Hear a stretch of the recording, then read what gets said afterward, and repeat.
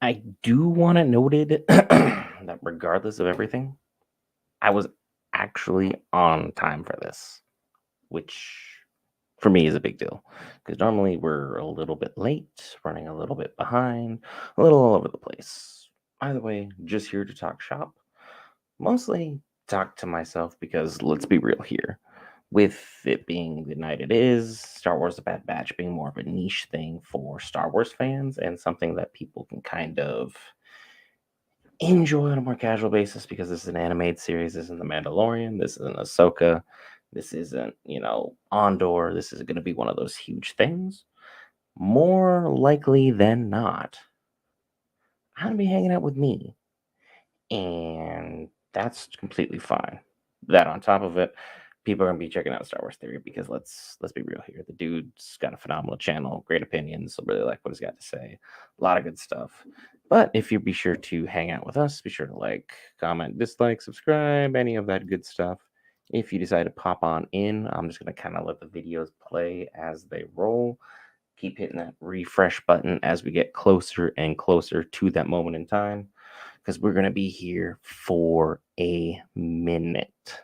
This is probably going to stream here, probably starting at 11:30. Likely going to end up not finishing 11:30 Pacific Standard Time. Not going to finish closer till 2:30, 3 o'clock. If we are lucky, we got 3 episodes. Let me pull up the names real quick of the episodes. I'll drop the titles in the chat just so everyone is aware of the episode. Episode 1, that's it from me. It's confined. We've got a lot of guesses where that's going. One is confined. So 2 parts unknown. I'm assuming they're going to be going into the outer rim for that. And then episode 3.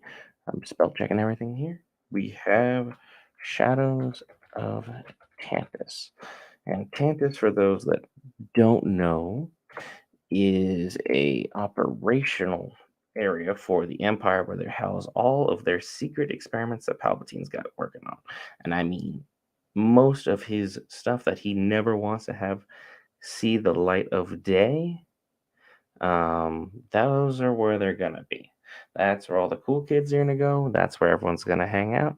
They're gonna have a great time doing those things, and it's gonna be a really, really good time for them overall. How this season's gonna play out, I have a few ideas overall, like where things are gonna be. Um, as far as Confined goes, I think that episode's gonna focus more on uh, Crosshair, and it's gonna focus more on Omega than anything else because we really need to dive into the cliffhanger that was left over at the end of season 2 where it was covered that Omega has a sister. I'm assuming clone sister because everyone's a clone, everyone's kind of related. She was part of that first batch that was made with Hunter, Wrecker, Echo, Crosshair, whole kit and caboodle. Everyone had a good time doing all of that stuff and getting things kind of set up that way. They were like the first batch. They were made special. They were made very, very unique. So episode 1 Confined is going to have to probably focus on our girl Omega and probably going to have to cover just her experience overall, how things are going, where things are at, just to kind of see where things are going to end up being overall. Um, very, very excited to be able to kind of like watch it potentially with a couple people, just talk shop, see how things go, enjoy ourselves in that regard. Completely fine if we are running solo. Being a Star Wars fan was such a niche thing for a long, long time for a lot of people. It didn't really get super popularized, I want to say, till I was probably a teenager, late teenager, because the Star Wars prequels were starting to gain in terms of popularity, even though everyone universally seemed to dislike them. I prefer watching the prequels over the originals. I think the originals are better, but at the same time, I think the prequels brought a lot of good light to Star Wars, and it really helped popularize what was going on with it because the Star Wars video game movement, when I was growing up, was killing it. We had Star Wars Battlefront, we had KOTOR, we had so many other things that were just kind of going in the right direction. Um, because we had Battlefront Run, Battlefront 2, Knights of the Old Republic 1, Knights of the Old Republic 2. We had the Force Unleashed, which was another phenomenal thing to have seen. I was really excited to be able to kind of like just at least take part in going through those games, going through those stories, going through the character development, everything that was going on in there. So much exciting stuff that we were able to ultimately see, kind of get to know a little bit, and just be a part of kind of the ongoing group that was starting to emerge with people who were starting to see the fondness and starting to see like we were starting to get to know Anakin a little bit. We're starting to get to know Obi-Wan a little bit. We got to understand Padme and kind of like at least see who these people were that ended up shaping the galaxy in a very, very interesting and very, very unique way, so to speak. Having people around who could speak Star Wars growing up for me was shockingly not common. I spent most days playing Battlefront 1 and Battlefront 2 online. Phenomenal games, could not get enough of what was going on, getting enough of the story, of the action, how things played out, and the theatrics of it. I mean, I know it was like totally labeled as like a kid's game, so to speak, but at the same time, it really, really didn't have that kid's game feel because it was talking about like the clones were going through PTSD, the clones were going through their emotions of turning on the Jedi, and I feel like this show beautifully synced up with Star Wars Battlefront in a lot of ways that Dave Filoni did a masterful job of bringing to the table. Filoni is the apprentice that we've all wanted for George Lucas for God knows how long. And the fact that Disney had had him in house forever, and yet we still ended up going in the direction that we did, to me is mind boggling. For a company that is known for amazing decisions, great business philosophy, and being able to execute a game plan on a dime and then read and react a room almost better than anybody or anything else. Because, I mean, they were the ones that helped craft the Marvel Cinematic Universe. It's a phenomenal thing that they did all the way up till Endgame. Things were going amazing, things were going very, very well. They knew their target audience, they knew how to hit the key points, they knew how to develop their characters, they knew how to flesh out their universe. And then Star Wars happened, and honestly, I love The Force Awakens, still do. It's the only one of the sequels where I'll honestly give it any kind of positive reinforcement. I like what we had, and a huge, huge, and very, very controversial opinion. I believe Star Wars The Force Awakens is the best opening of any film in any of the trilogies, bar none. However, and this is the big however, and I know there's going to be people well after this has been posted, well after this has been done, well after this has been looked through by everybody, that ultimately will disagree. I respect your opinions. Hear me out on this. The Force Awakens by itself established new characters, new lore, new backgrounds, and it added on to our characters that we originally had in a original but also true to the character edition of what's going on. Because let's be real here, Harrison Ford Han Solo wanted out, and he wanted out badly. Him dying to save his son makes perfect sense. Chewbacca's reaction, volatile, wants it completely off him and get full on revenge on Kylo. Yep. true to form. Chewbacca is not being blundered in any way, shape, or form in my mind. Ray was new. Ray was unique. Sure, it was like once again more or less an orphan on a desert planet learning how to control these newfound powers that all of a sudden just showed up at a whim that she was very, very unsure of. Yeah, seems copy and pasted. But Ray, as much as anyone wants to hate to say it, that was an interesting and new take. Having things from her perspective, trying to find who she was, and overall just become someone by discovering her family background, that's something that anyone can ultimately get behind. Some people really have an identity in family, some people really identity in their work, some people have an identity in how their social media is going. It all really depends and varies upon the person. But Ray had a lot of her value in her family. She had a value in the fact that she wanted to have that love and that connection, and it was very evident early on. Finn, a stormtrooper who went rogue, beautiful concept. And ultimately, having him being teased as someone who had the lightsaber, Finn deserved so much more. So much more than what was ultimately given to him. Sure, you can say what you want about, you know, the other two films. Last Jedi was hot garbage. The Skywalker film, don't even want to talk about it. But The Force Awakens, Finn, great character, great story. He brought a lot to the table. He was a good romance option. He was teased as a Jedi. He should have been a Jedi. A stormtrooper who went rogue, who was force sensitive directly under an emperor's nose, is a perfect middle finger to the Empire that anybody could have wanted. And then his story just wasn't delivered upon. We never got any follow up on that whatsoever. His character remained stagnant and he got benched. Ray got benched in everything. Her character in the first film is, hey, I want to find my family so I can find out who I am. Do you know the plot of the next film? I want to be a Jedi and find my family and find who I am. The third one, I want to find my family and find who I am. Oh, and also I'm in love with Kylo because why? You see what I'm saying? Like Dave Filoni should have been in charge from jump.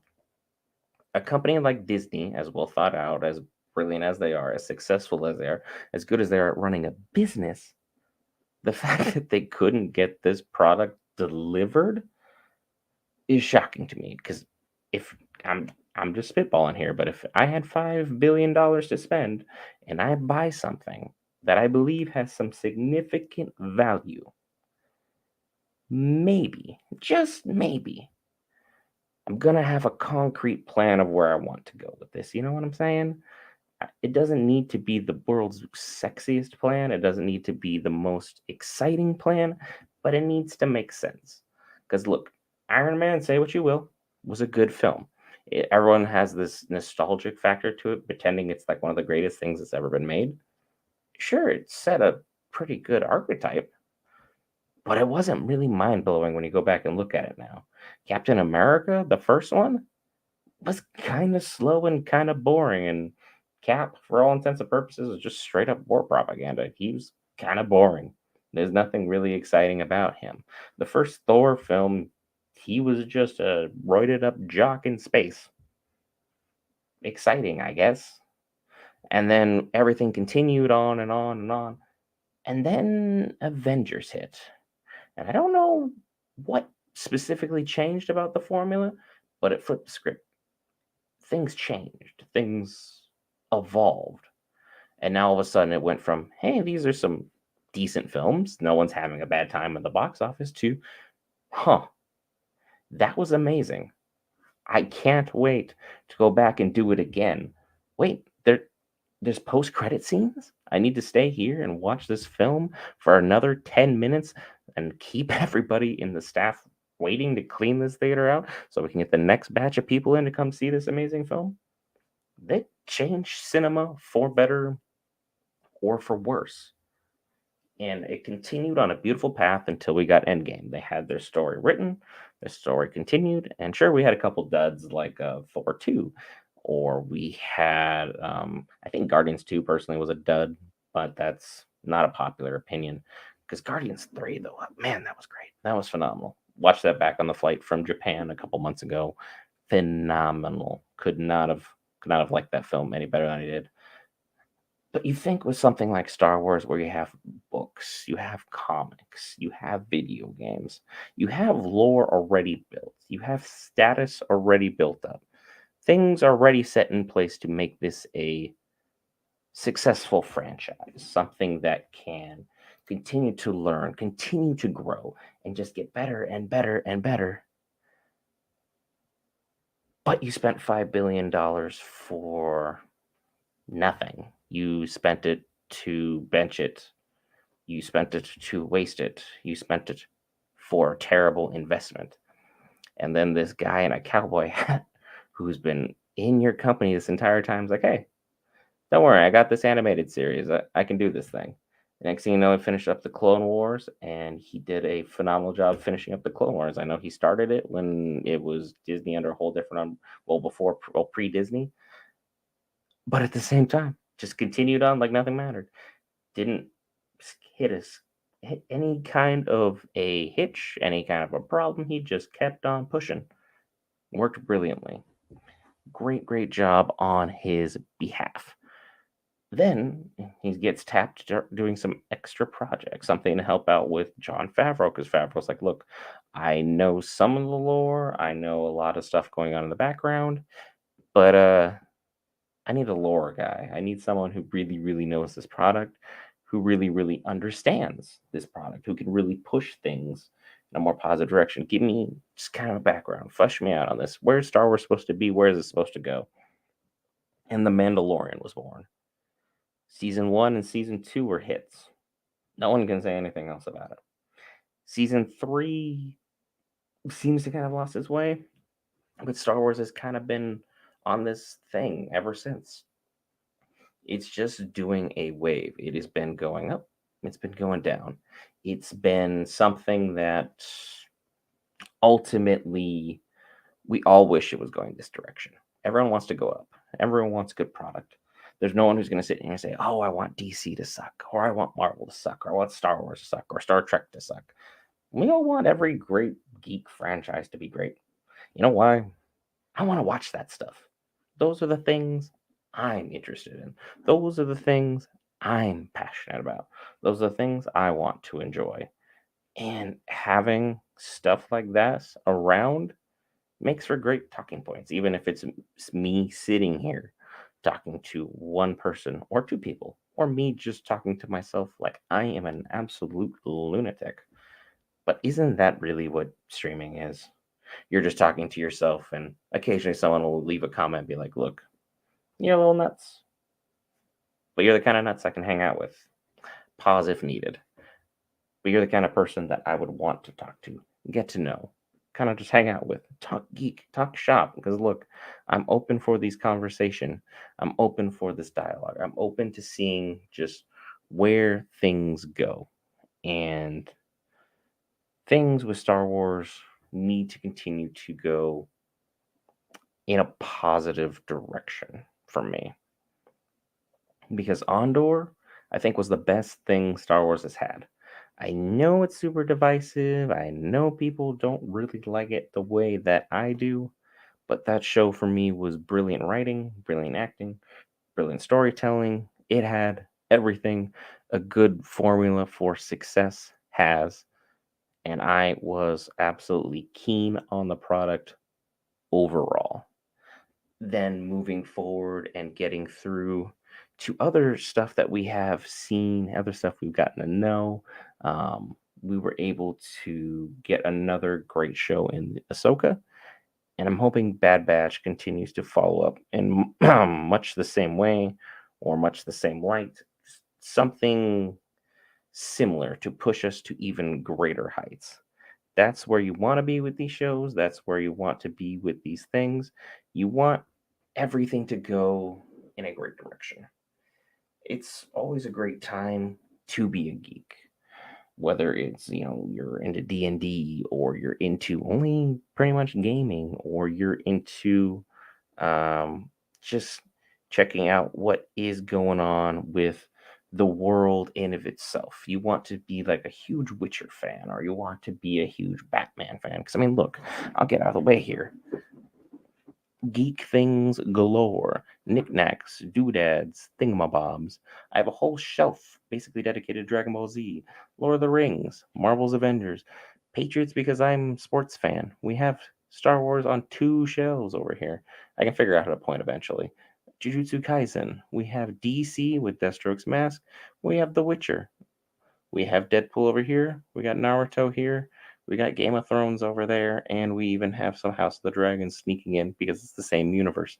We have geek things galore. And it's a great time to be a geek. It's a great time to be proud of things that you have. And I mean, even fading off out of camera here a little bit, there's Thor's hammer hanging out here from Thor Ragnarok, which, well, not Thor Ragnarok, but God of War Ragnarok. Sorry, I don't even know how to speak geek at this moment in time. It's late. It's been a long day, and hey, sometimes you just can't adult today. Overall, it's nice just to be in a place or in a group or with a bunch of people where you can have like-minded individuals and have these conversations. Geek Variants is that thing. And live streams I want to have as a more active and productive and enjoyable part of what we do. There's a lot of I don't want to say talking at you products, but there's a lot of ones where I'm just here, or Will's just here, or Tony's just here, and we're talking with you and educating you and giving us our opinion. We want to have more of a feedback where you, the fan, and us, the fan, just have a dialogue. Sure, we have a platform because I mean, what are you going to call a platform? Like Twitch, there's like what, maybe 10 followers or something. YouTube is probably around 670 ish, emphasis on the ish. I don't know. I don't check the numbers that enthusiastically or that dedicatedly, to be honest. Um, I'm just very happy to be able to hang out with th- two individuals that I am very passionate of making content with and making a potential business venture in the future with, and making things go in a positive direction, pushing things to greater heights, pushing things to bigger successes, and hanging out and talking about geek stuff. Because I mean, how much work is this really? The only thing that is considered work about this is the fact that I think I've been live streaming 22 and a half minutes. I have not shut up once. And my biggest concern was that I was going to sit here and have nothing to say. And I was going to talk about Confined. Let's talk about episode 2, Parts Unknown, because I literally just sidetracked myself. So that's always fun to do. By sidetracking myself, see, Parts Unknown, we're going to probably go to the Outer Rim. I bet someone would let Zillabes escape destroy and eats Dr. Him. Yo, that is a theory in of itself. I mean, the Zillow Beast is going to be a huge plot in this because it's just like Schrodinger's gun. If you see it in Act 1, it has to go off by the end of the play. We saw the Zillow Beast get transferred over to Tantus because that's where the Empire's keeping all their crazy ideas, keeping all their doodads, all their thingamabobs, everything they don't want people looking at. That's where they're gonna keep it. Like when you go and buy that one object you're trying to hide from your wife that you know you shouldn't have bought, but you did anyway, and you're just having to keep it hidden away. For Palpatine, that's Tantus, and having that Zillow Beast could really be just a crazy thing to have happen. And Hemlock, as we all well know, does not pop up in any other Star Wars mainstream stuff. So he is going to get offed at some point. It could be Asajj Ventress. It could be anyone from Clone Force 99. It could be someone on his own team because we've seen the clone that works for him already have her own, I don't want to say agenda, but she has her own different personality on things. So clips, I'm definitely gonna have to say that there's definitely potential for it. Because Zillow beasts are just bad news. Because if you watch the Clone Wars like I did, and I'm hoping you did as well, the Zillow beast when he got let loose on Coruscant, things were Things were bad. Things were not going in a positive direction. I'll tell you that much. So parts unknown could be talking about how the Empire has to go through parts unknown, and the Shadows of Tantus could be that full episode where after parts unknown it gets unleashed. It really gets going. It's like Sand Aliens Infest and Black Mesa and Half-Life Beyond. Yo, a phenomenal game. Criminally underrated, in my opinion. I don't think it gets as much love as it really should. And again, every single fan who played even like 5, 10, 15 minutes, or you dedicated hours and hours and hours to that game, you would definitely be with me in saying, hey, that third installment, you guys got that anytime soon? Because, I mean, there's a lot of great games on right now. Like Helldivers 2 and Pal World are fun, but I need a little bit more. Last time I see someone get eaten, we saw a Book of Boba Fett Final Battle. It was the Rancor. Who did the Rancor eat? It had to have been like a random villain because I know we had a lot of big faces rolling around. Black K was hanging out. We had Cad Bane hanging out in that series. I think we finally did him justice, honestly. I thought the live action for Cad Bane was freaking phenomenal. Black Chrysanthemum was a character I never thought we'd be able to see live action. And man, was he dope. And then we have Machete as a Rancor Wrangler. Yo, that's something. You're not going to pull Machete out for just literally anything here. And I'm really, really excited to see where this season goes. If not, then someone make a sketch as fan made version of how it should have ended. Yeah, honestly, I think Star Wars Theory or someone who's got a bigger budget should do a Star Wars What If series. I know Disney has teased the idea of doing What If with this because their Marvel What If was doing phenomenal, and this is supposed to be the first episode where we see Star Wars new animation opening. So I'm excited to see that when it pops on. It'll be off screen because for obvious copyright reasons. I can't just show it up here. I know other YouTubers and other Twitch people do that. I don't want to lose the channel on any copyright strikes for any number of reasons. But at the same time, seeing where they go with the future of Star Wars, you would hope that someone with a deep budget and a deep understanding of the lore was able to do What If properly. I think Tales of the Jedi was a nice filler on concrete evidence of what we believe and know would have happened with the Star Wars universe. I think the Dooku episodes especially really shined.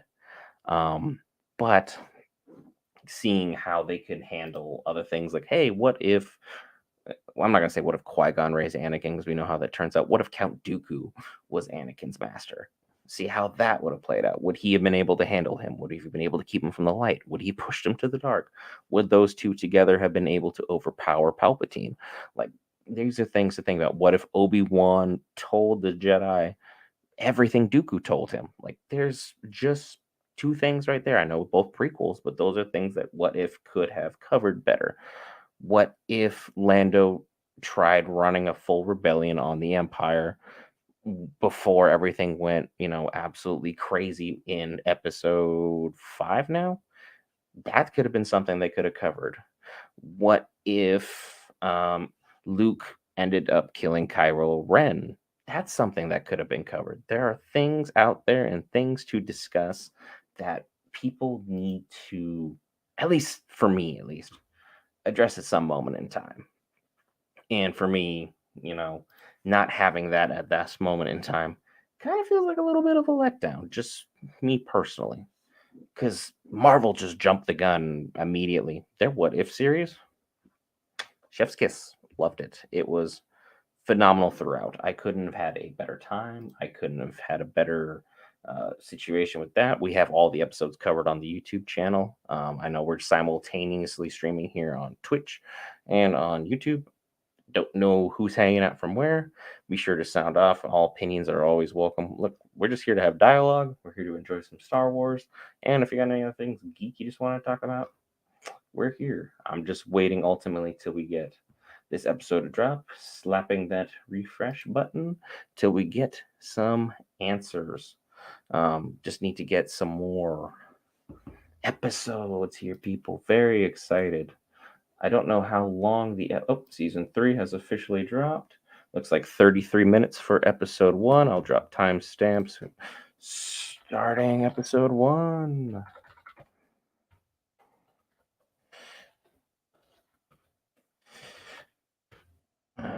Add a little smiley face on there, little alien face for Twitch. Let's see how we do. Because yep, Confine looks like it's gonna cover Omega. Parts unknowns there. Shadows of Tantus. Yo, Clips might have seen something and called something. Honestly, based upon the thumbnail that they have for episode 3, Clips may have called what is gonna happen. Let's get this party started. Attention to chat while the episode's going. So sure, sound off as you watch because it just dropped. Super excited.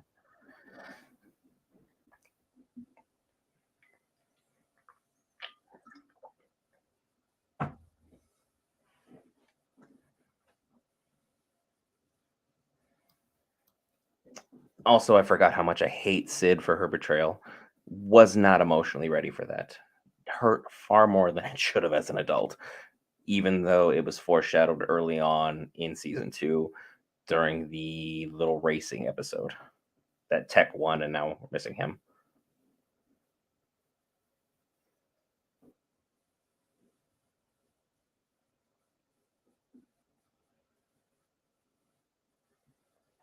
It is also great to see that they acknowledge Palpatine being as strong as he is and as smart as he is. He had a backup plan for his backup plan. If Hemlock, I mean, not it wasn't Hemlock, it was the villain before him, which was what was his name? Rampart, Admiral Rampart. Rampart didn't get to do his thing and push that bill through. The Clones would have taken the backfall, even though they're the ones that did the work to secure their freedom, but still doomed everybody. It was nuts that Palpatine was that smart and that planned ahead. But also, can someone please tell Omega that she's gonna have to mature a little bit? Every time she gets emotionally worked up, I know she's a child, things go south so quickly for Force 99. And now I get to watch Tech Die again because I'm watching the recap. Fantastic. Love it. It still hurts. Like, he's not an amazing character to me, but he was still the good person who did the right thing and tried helping others. And that's what you want in a hero.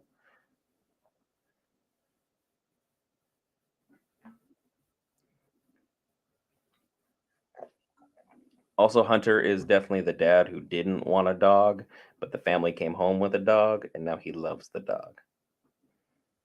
Omega is the dog, just for clarification reasons.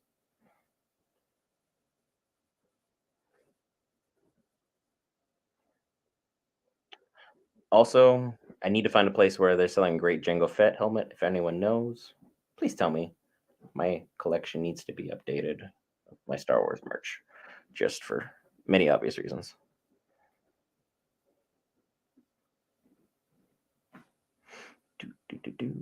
Episode 1 of season 3. We're finally here. Will Asajj Ventress be shown in the first 3 episodes? Questions for chat.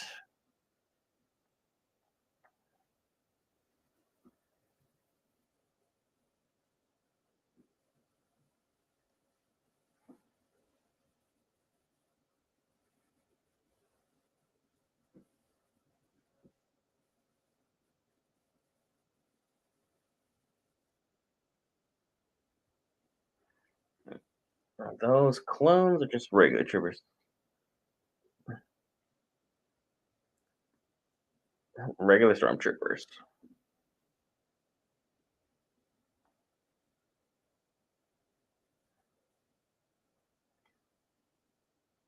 They're probably carrying very illegal cargo.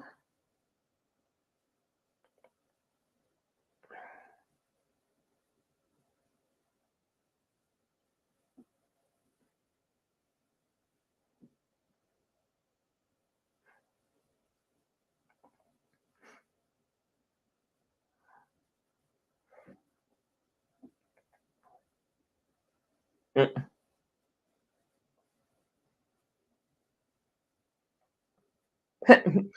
About to make some new friends, aren't they?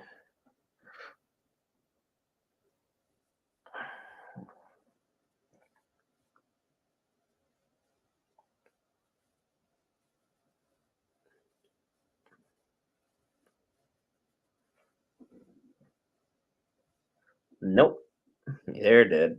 They are gone. The perimeter, therefore, would be set up to keep a monster out. They have the Zilla Beast in house, if I'm not mistaken. So I don't want to know what's in the jungle. I really don't want to know what's in the jungle.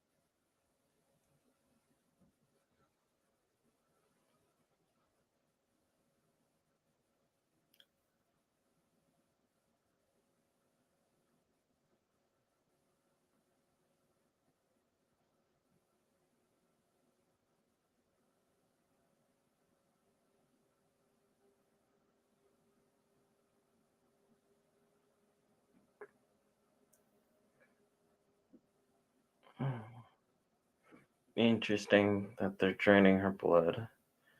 If her blood's the same as Crosshair's because they're clones, what's the specific function of hers differently than his based upon the modifications made on their original badge?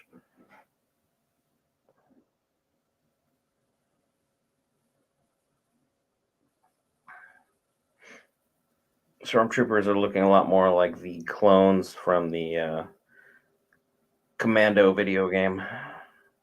We'll say, I do love those masks though. Good look, really good look.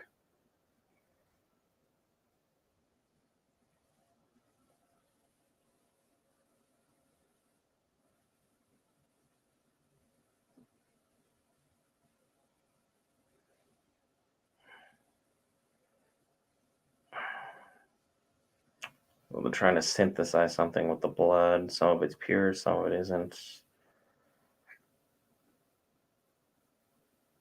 They're probably trying to synthetically create completely subservient clones so they can use them as soldiers for the Empire's war. Because the clones would have been perfect to continue as long as they weren't rebelling, but, well, clones are people and have their own thoughts, feelings, opinions, etc., to make them be a certain way.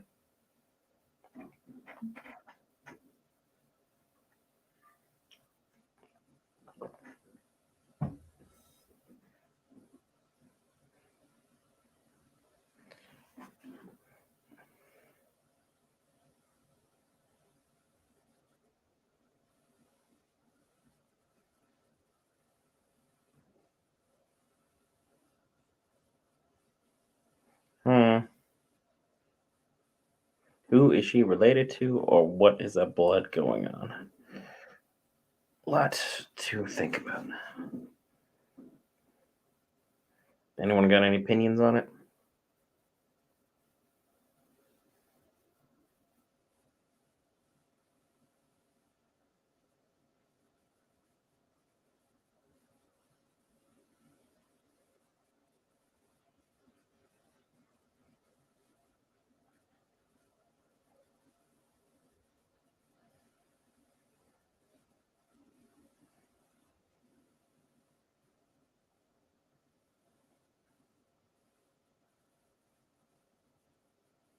No, Hemlock. Nice to see you too.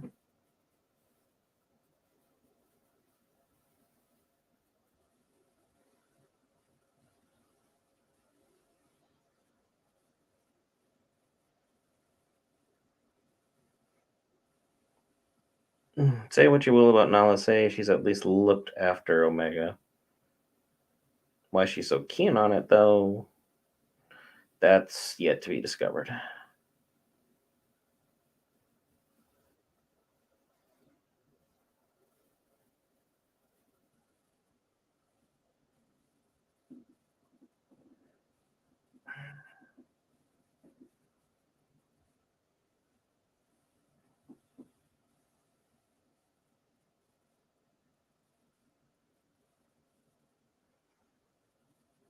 Security is a little snug.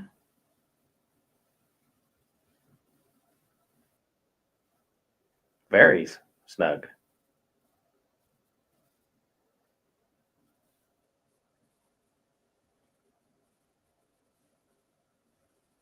I don't know how Clone Force 99 would break into that.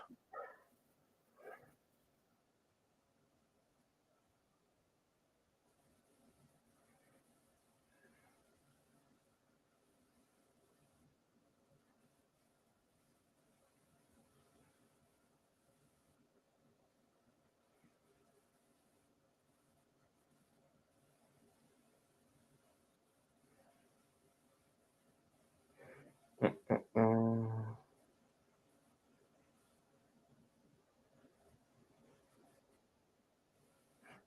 it's a monster in the wow. Okay, so they're like open range, but not.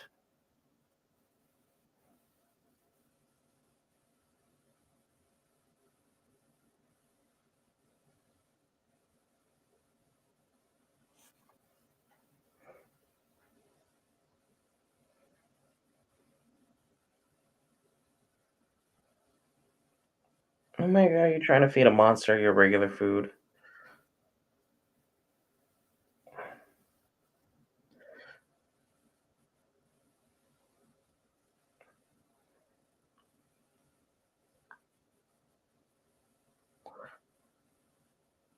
So this one is going to help save her at a later date, likely in a very controversial moment, potentially.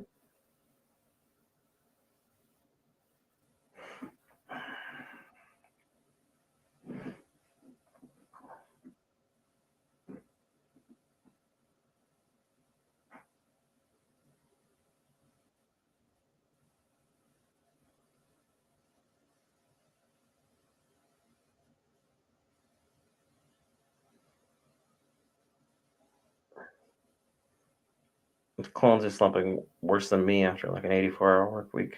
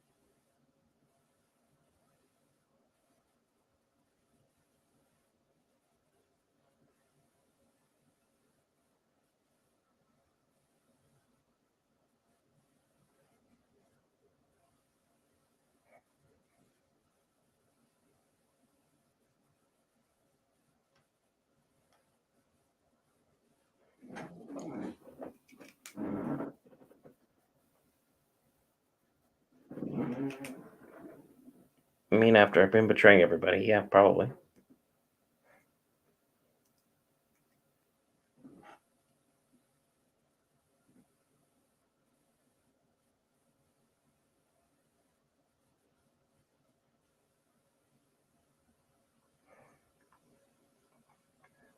Also makes you wonder if he did that scar himself or that was he came with that.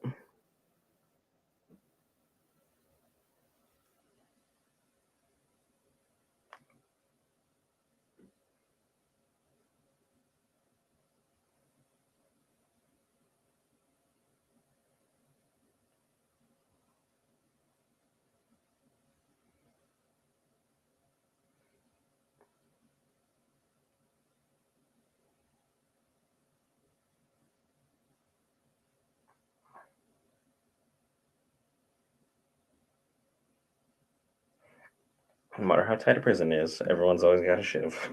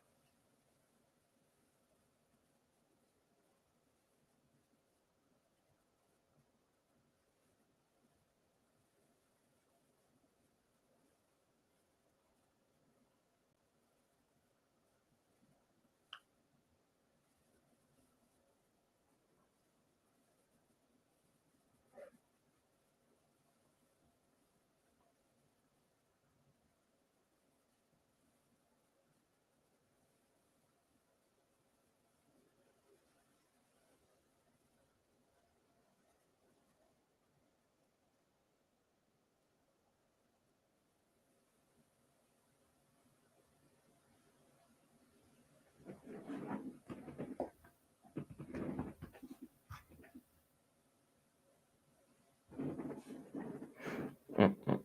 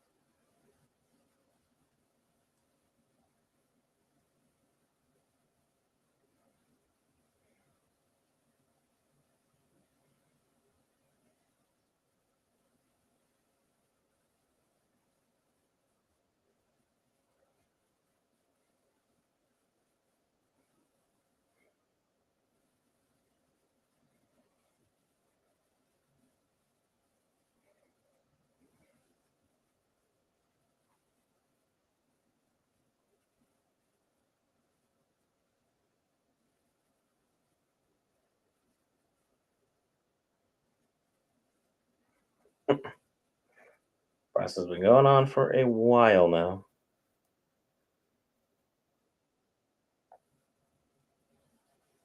Girl got a ponytail and everything.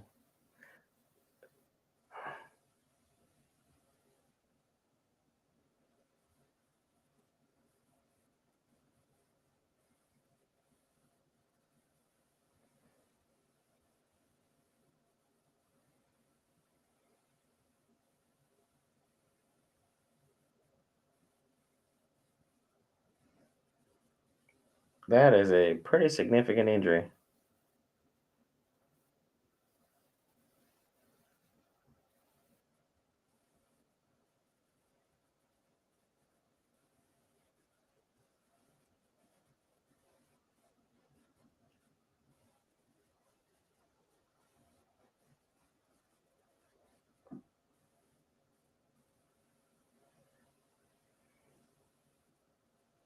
It is like the cutest, ugliest dog you've ever seen.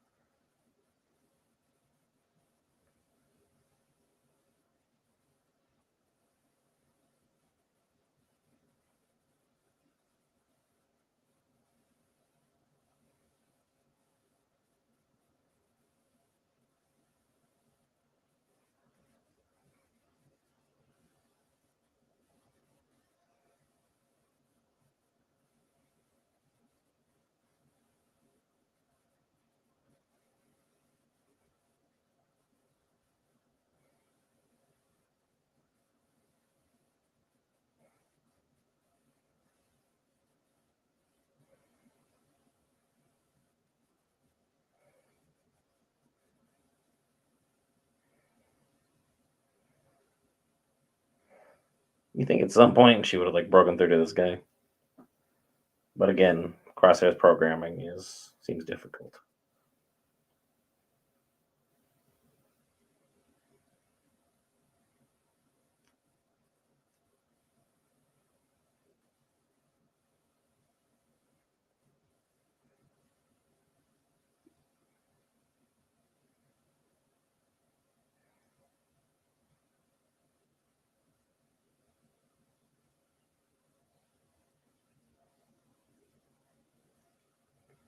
Mm, mm.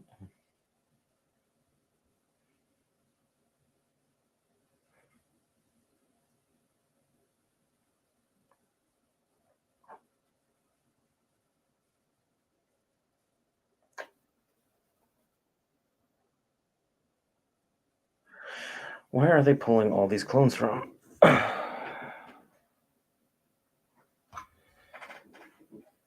Are there really that many people that are being disobedient?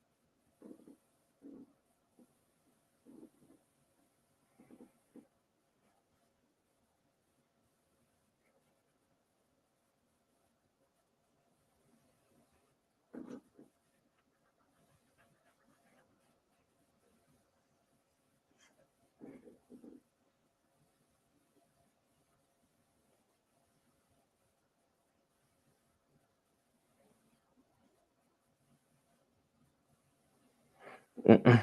Yeah, the Emperor understanding. Bit of a stretch there. Bit of a stretch. Not really the most jovial guy. Not really his thing. Vengeance and lightning, kind of his thing. And the best 360 ever.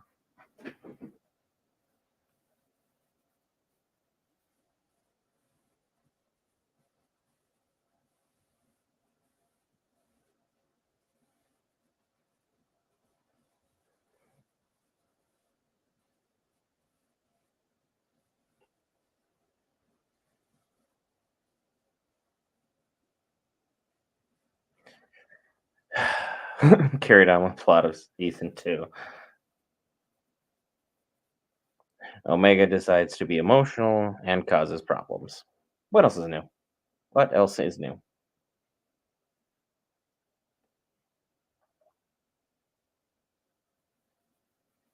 Is it really murder though if it's a droid?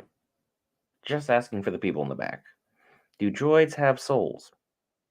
Things to think about. Oh, he got tased on top of it. Wasn't bad enough, dropped a box on his head. Had to tase him.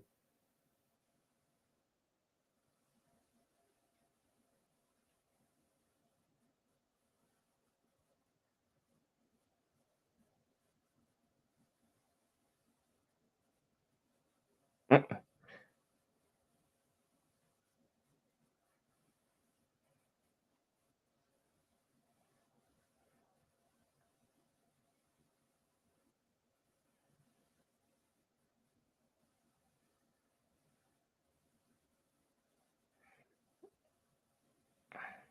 there he goes. What a guy. Happy for him.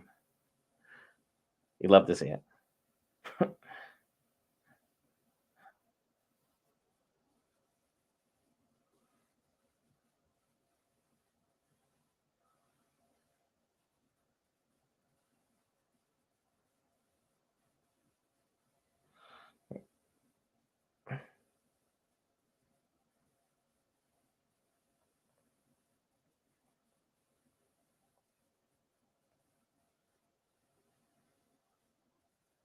Makes you wonder like how they built the operation on Tantus, knowing there's monsters roaming around that are doing insane damage to creatures such as a lurker beast.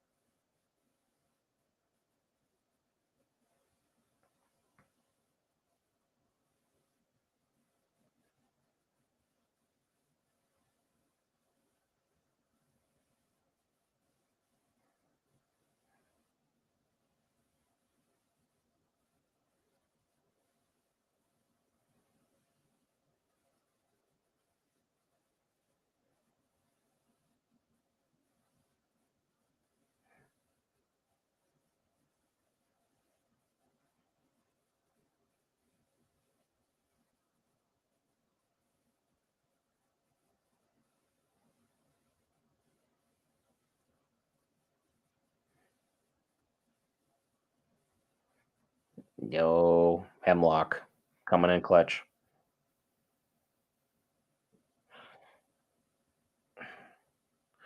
He is pragmatic, honest, and cold, but not wrong. Also, no one bothered to help the droid that got knocked out, and security was literally Hemlock and Emery. Am I the only one confused by that?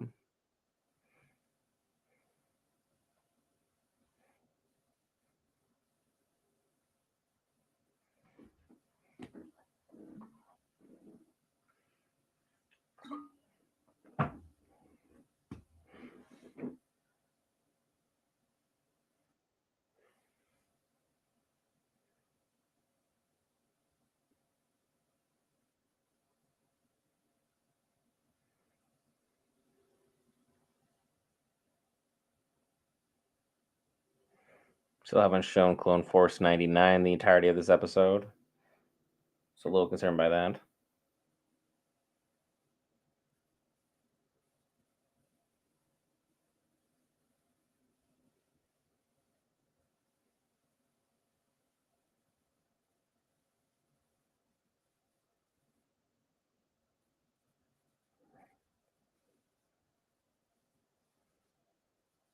Okay, so one beast is free from Tantus and his clutches.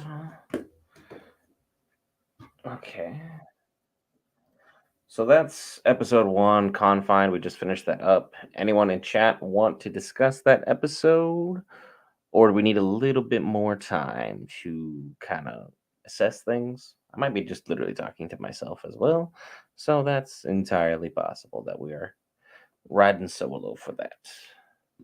Since I don't see anyone really typing anything out, let's go ahead and get on to episode number 2.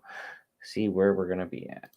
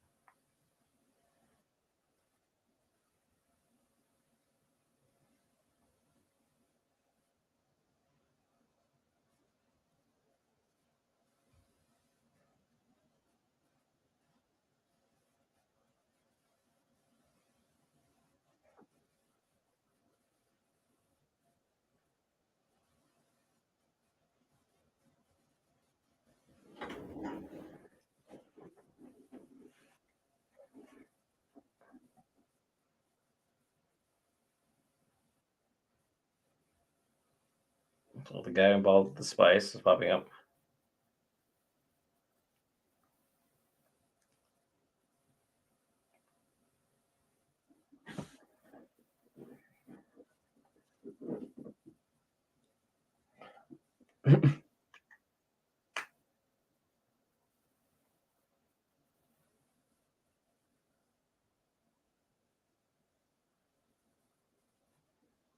Everyone has like this remote drop pit fetish in Star Wars.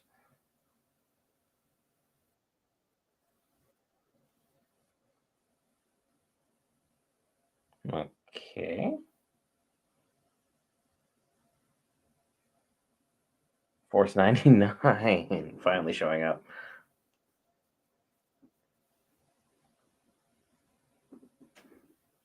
About time we saw the Clone Force 99.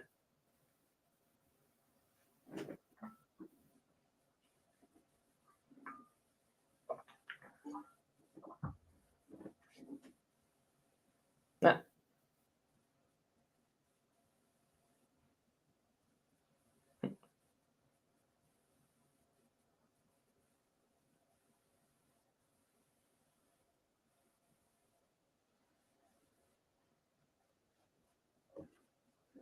so Duran.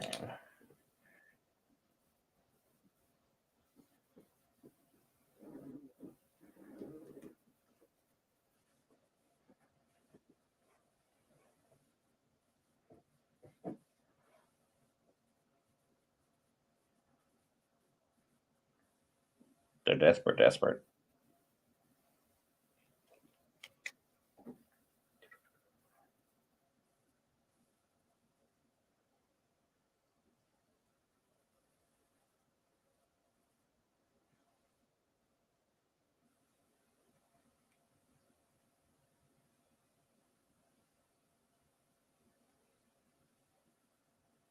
Must be a tough job sitting in a big throne, just waving your hand around.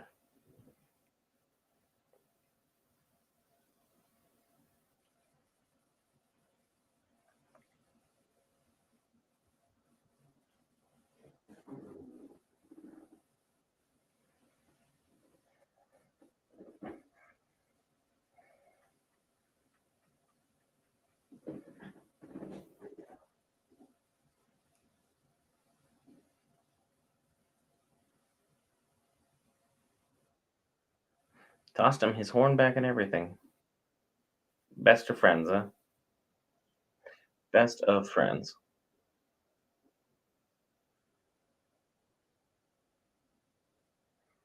Good to see the Marauder back in action.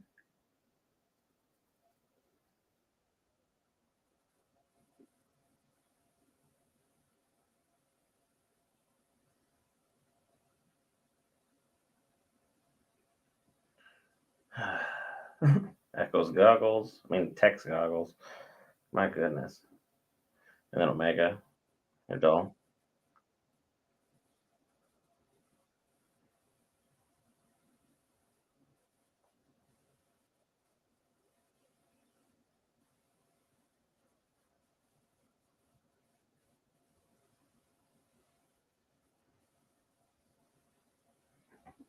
Wrecker out here being smart all of a sudden. Character glow up.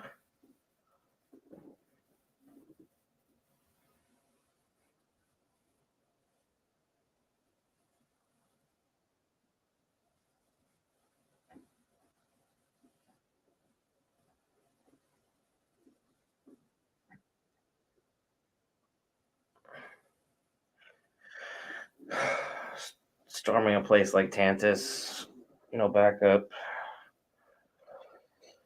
Yeah, they're gonna need like a Sash Ventress to show up early. I don't think Rex and Echo are gonna be enough. As, as cool as they both are.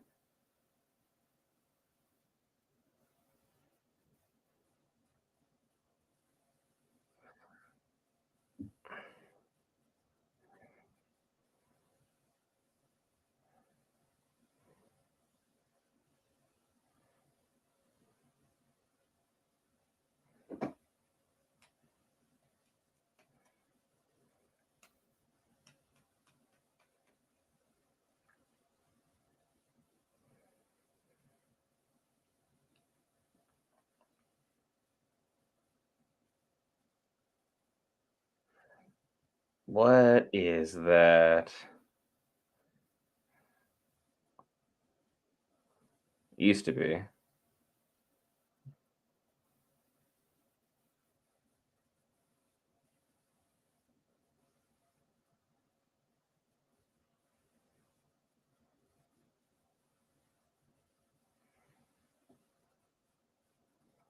Shocked that Iran's intel would be bad.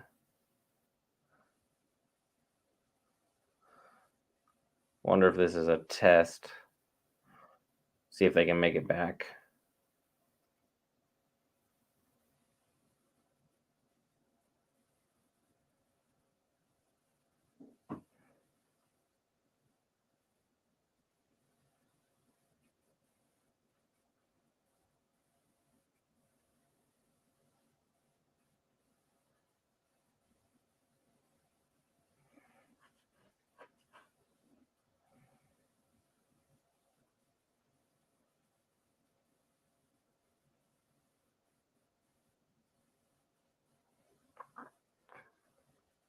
Positive twist.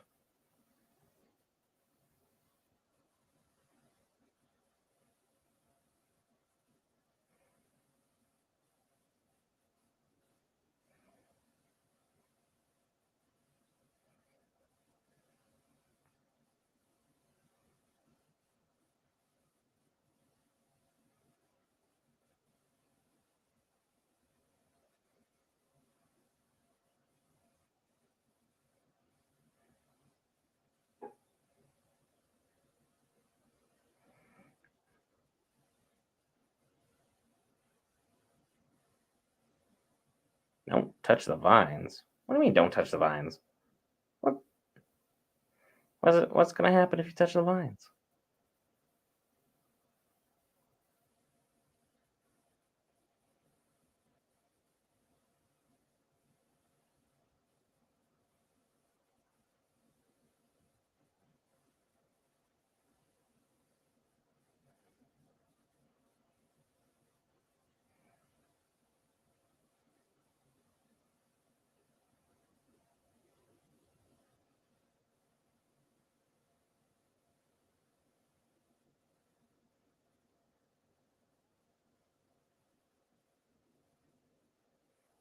And that's why you don't touch the vines.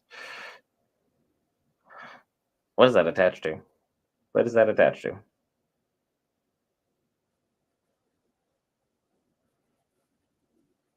It's hostile. What do you mean it's not hostile? That's the definition of hostile. So Wrecker is smarter, but still not smart enough.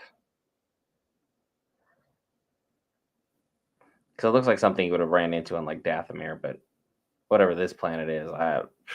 Man, I don't even have a first guess.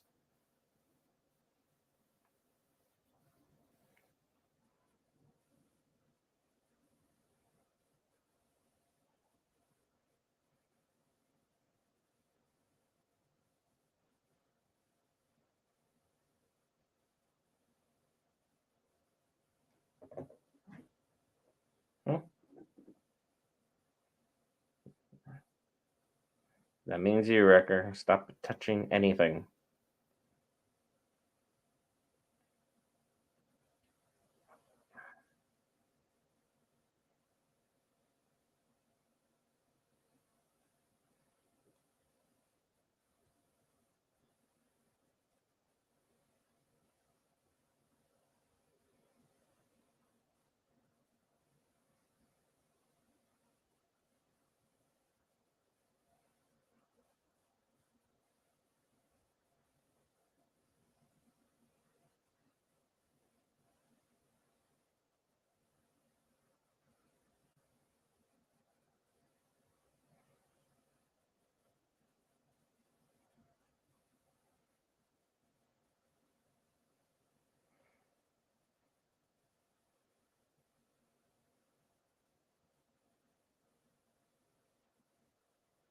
Mm, following orders.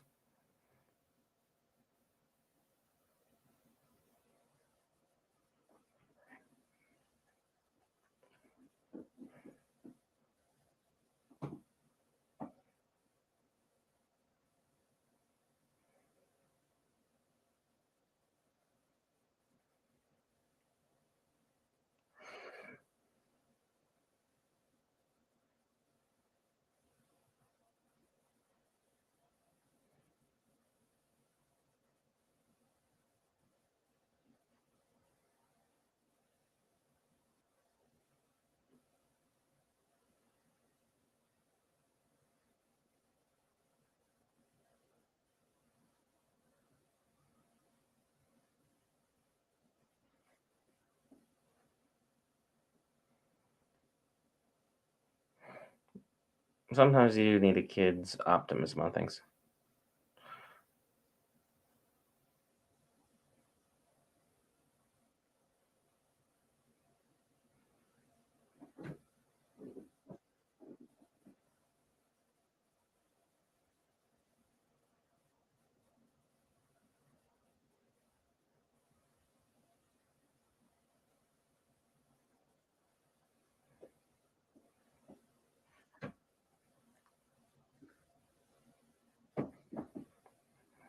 By the tallies, it was at least 31 days, so a month.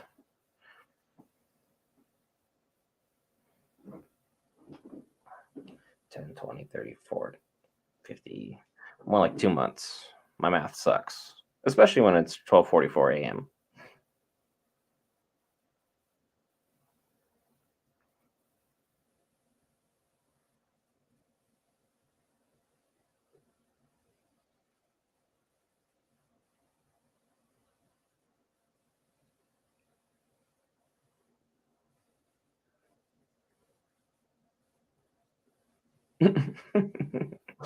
Hmm.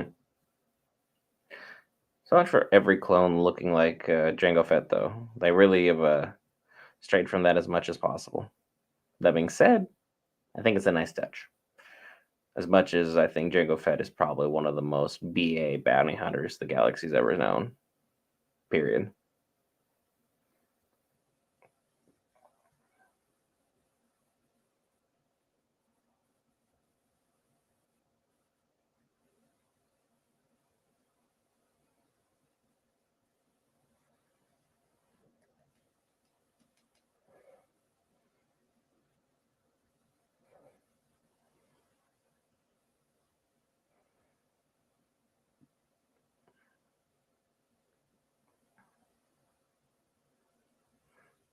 Like in my mind, they've stepped on the vine like 8 times now, but the differentiation between the vines is not much.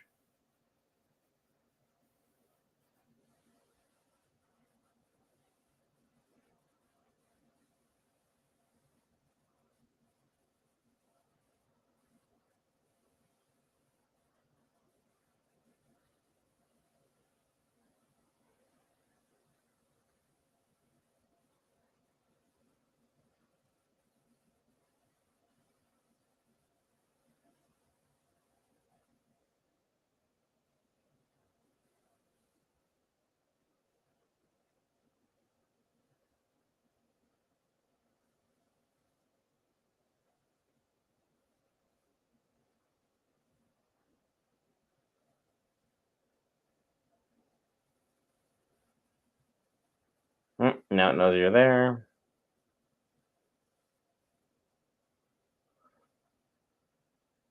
What in the?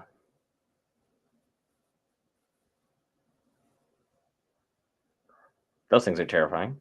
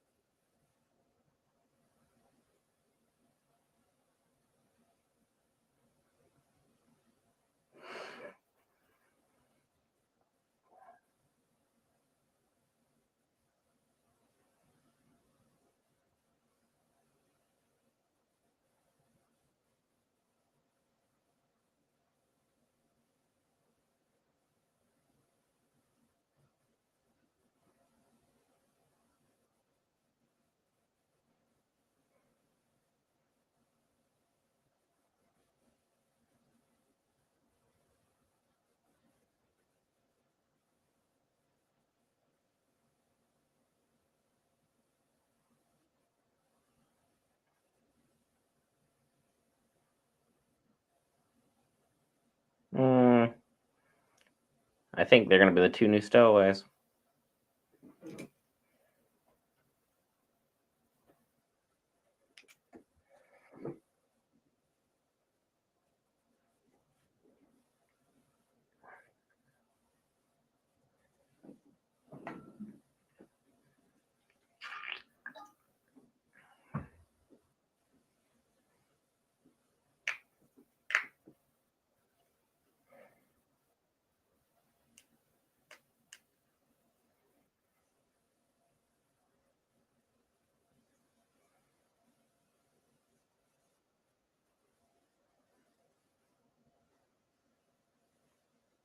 Mm, do not trust that bubbly. Do not trust it.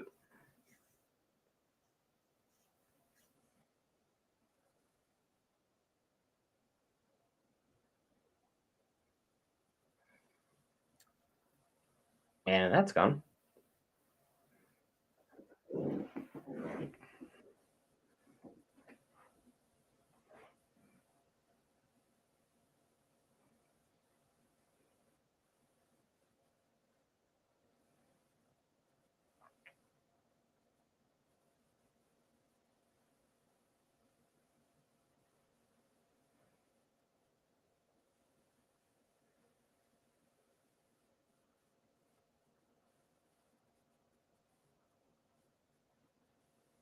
Probably bigger.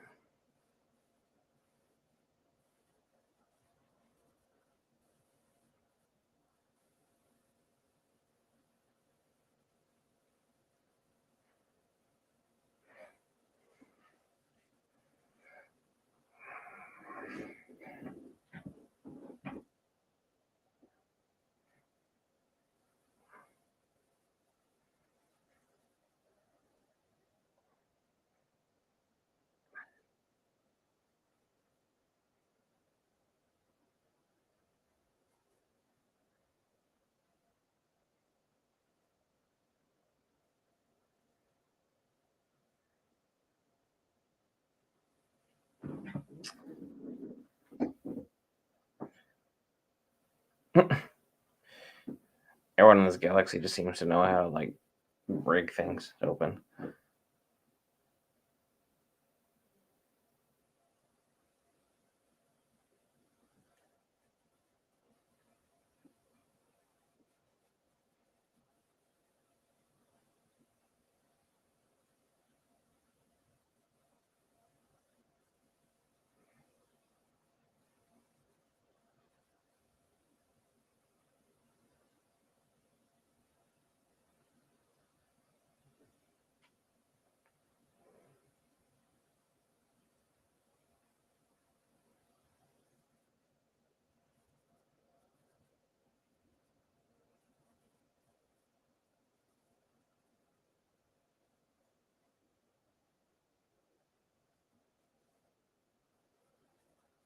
Yeah, at that point, just grab what you can, get the heck out of there. Things have gone terribly. More to be expected.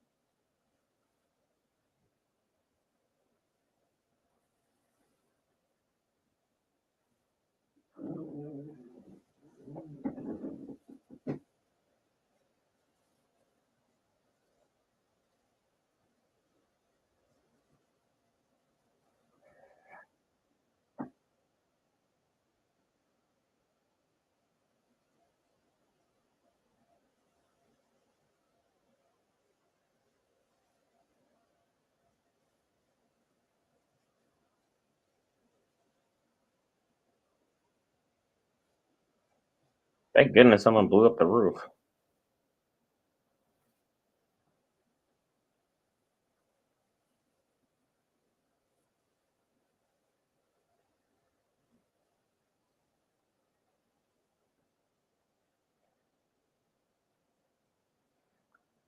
I love how the most important person was the last one to jump.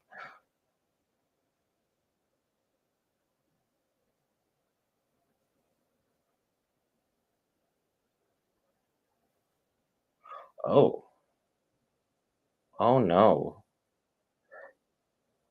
That is giving the Kraken vibes from Pirates of the Caribbean too.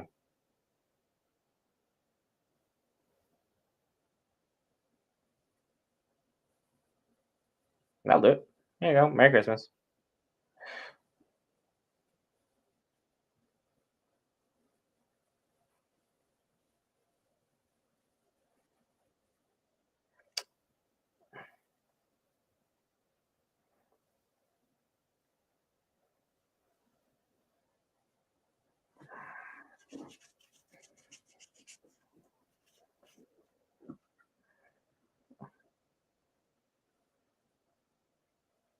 There you go.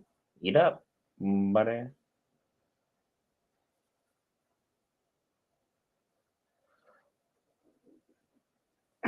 Wrecker's always happy when there's an explosion.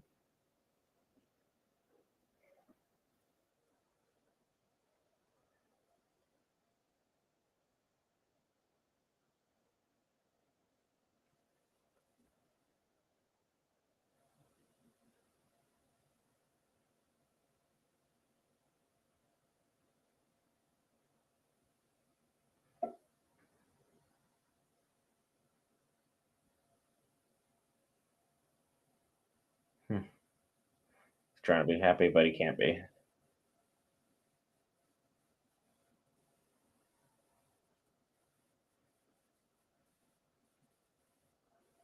Hmm?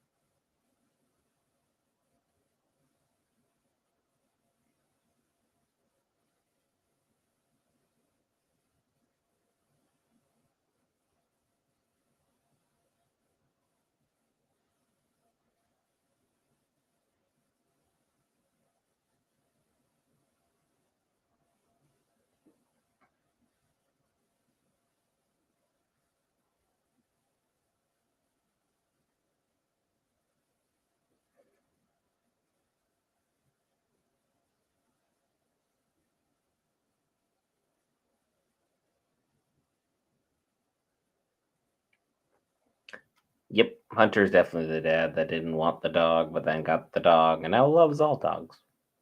Since I'm assuming once more, episode 2 just got finished. Anyone in chat want to go over episode 1 and 2, or do we just want to go directly on to episode 3, which will be Shadows of Tantus? No one sounds off. Probably in the next 2-3 minutes, we'll head on over, and then I'll give a recap at the end of 3. Episode 3, here we go. So far, love the episodes thus far. Things have been going great. But again, Dave Filoni, Star Wars animated. What's going to go wrong?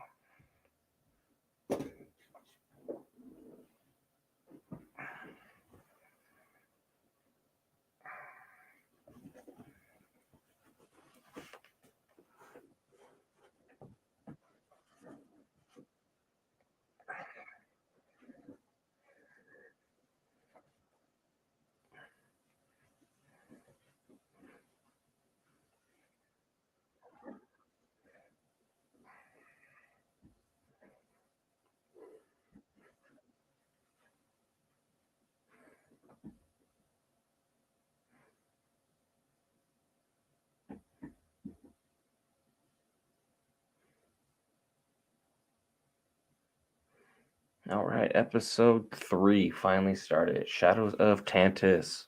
So far, so good. Loving everything we're seeing here. So far, so good.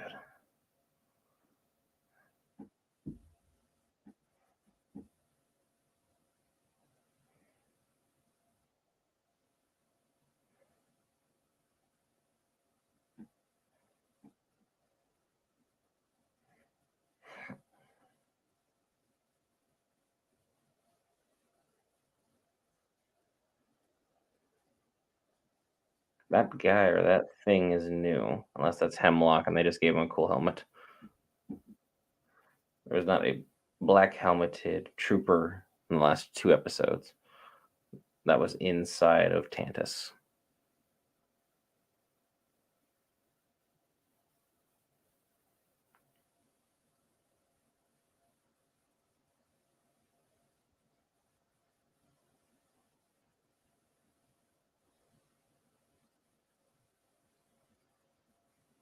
which means he's not going to tell you, lady. He's not going to tell you his secrets.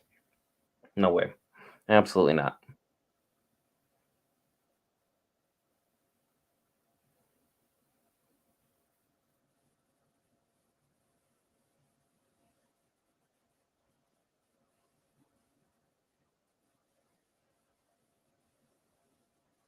Until he departs. Grand Moff Tarkin, Vader, and Palpatine would make the short list of unexpected male visitor.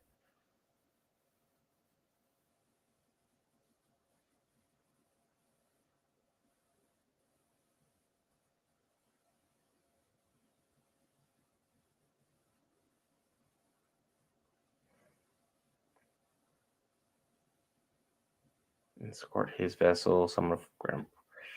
I mean, it could also be we get it could be Tarkin, it could be Krennic, for all we know.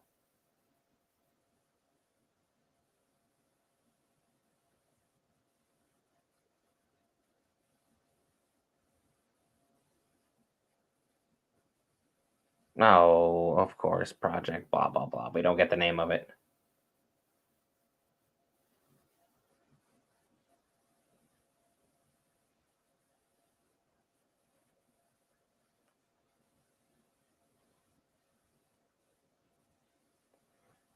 Yeah, I mean that's something.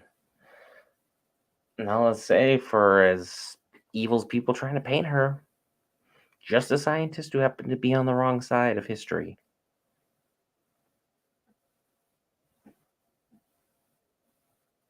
Push science a little too far, lacking the moral compass that everyone else had.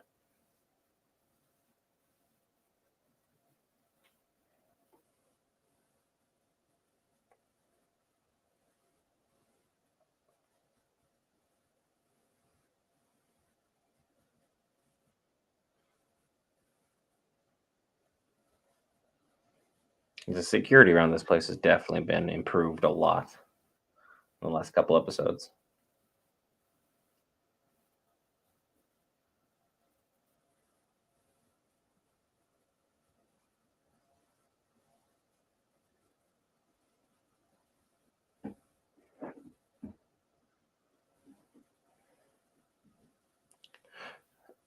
It would it's almost suicidal that they've been using like the same clones consistently for the blood samples. Like you know that it's not working or compatible.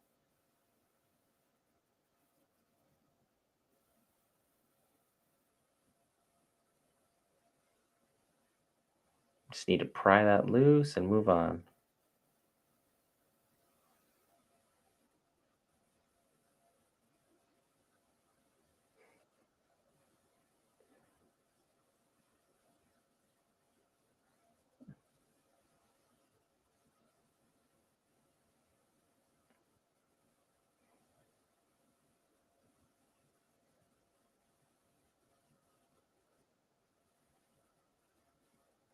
Because the minute it gets to hers, we're gonna get that green light, and this whole place is gonna light up quicker than a Christmas tree. Well, light up faster than a dry Christmas tree in that California heat.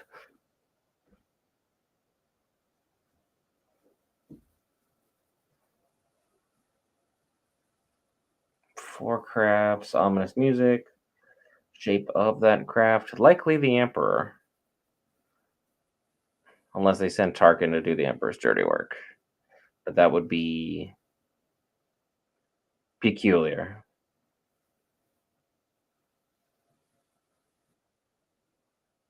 Emperor got him in episode 3. Hell yes.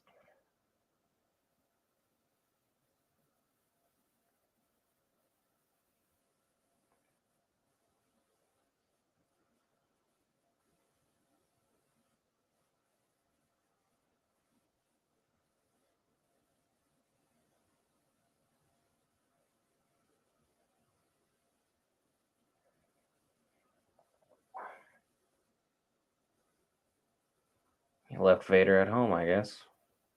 Well, I'm on other assignments.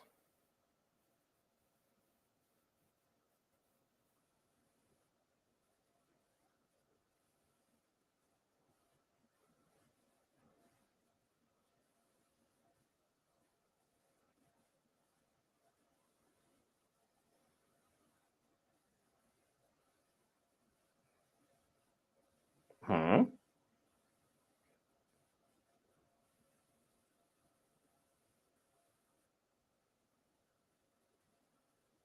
Project Necromancer. Are they really going to explain how Palpatine came back for the sequel trilogy? Are they really going to do that?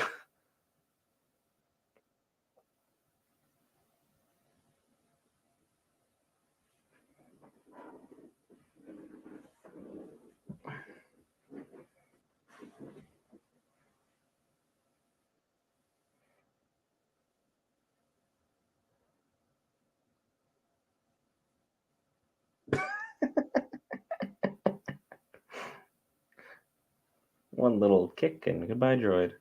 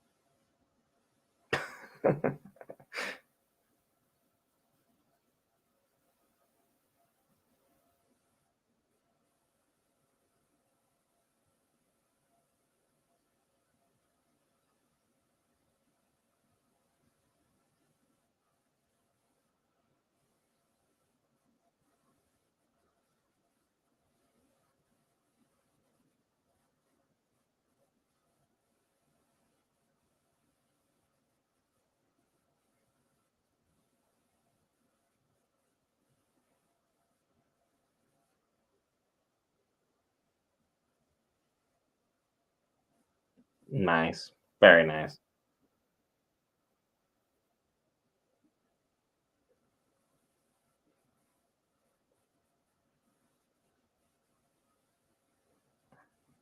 A simple thank you would be nice. Also, put on the armor at the very least. Oh, okay, or not. We still have to give Han props for being genius in that regard.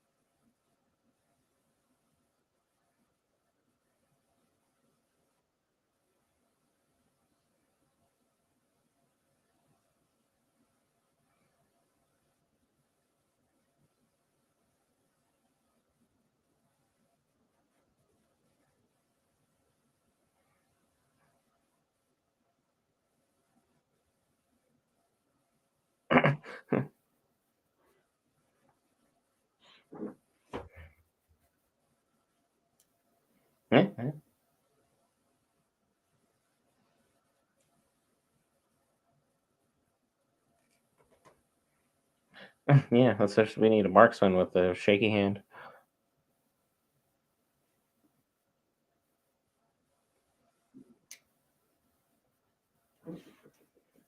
Stealing the Emperor's shuttle.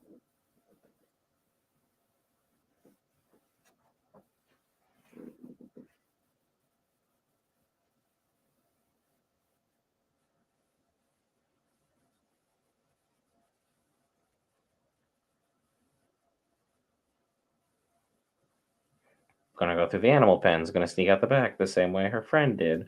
And her friend, the monster, whatever, is going to help them do that. Oh shit. That's cool looking.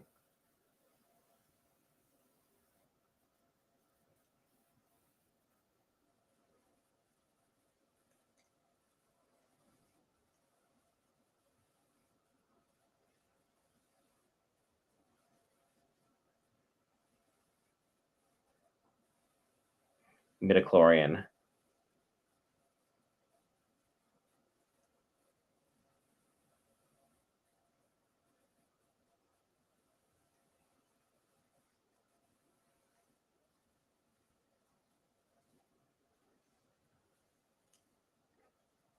Hemlock just got full funding.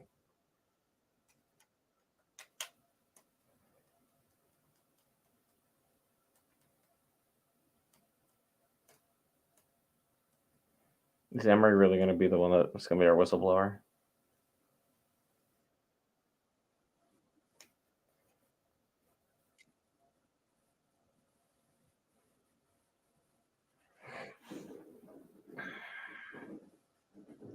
Got our jailbreak in progress. She's been wanting to shoot that droid for a minute now. No way, she has not been.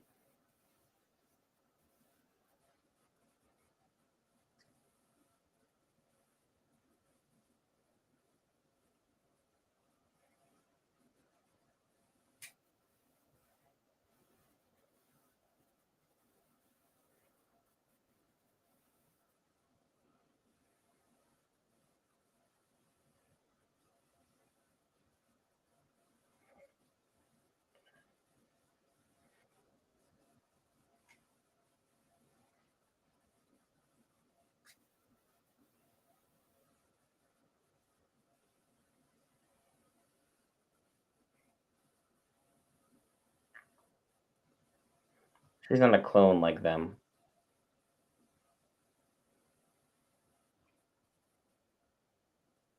At least he only stunned her.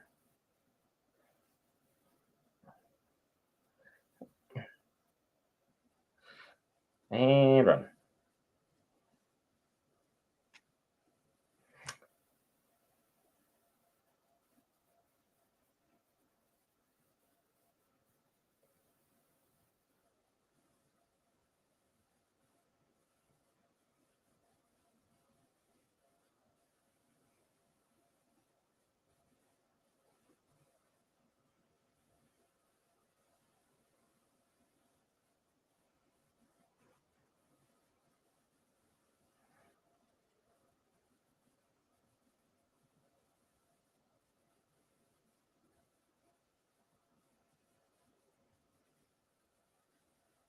That's a big job promotion to ask.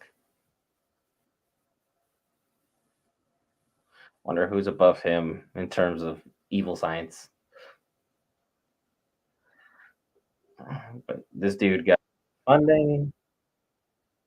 He got full confidence, full vote of go ahead, and almost got a job promotion. Good day for him. Hemlock's living his best life at the moment.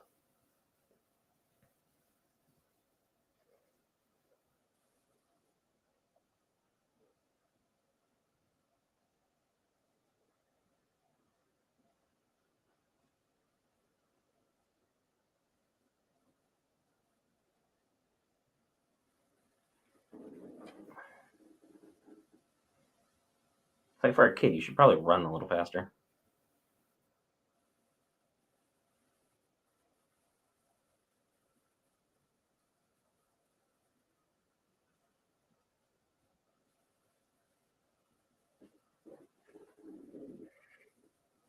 She could get crosshair. This would have been over in a minute.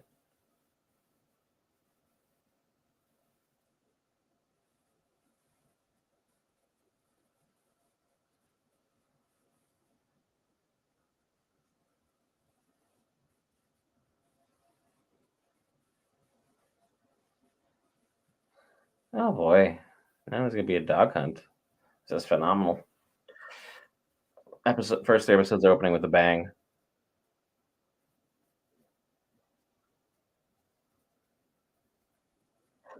We're gonna need a save from her friend that already escaped.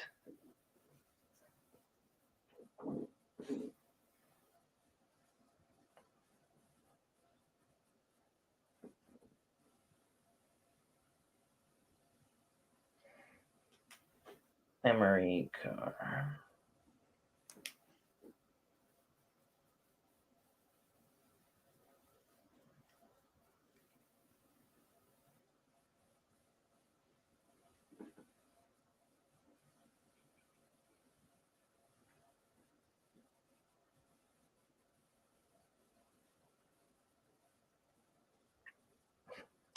Nala say,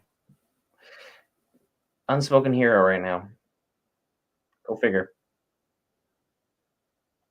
Not the person I would have had pegged as our hero so far in 3 episodes in.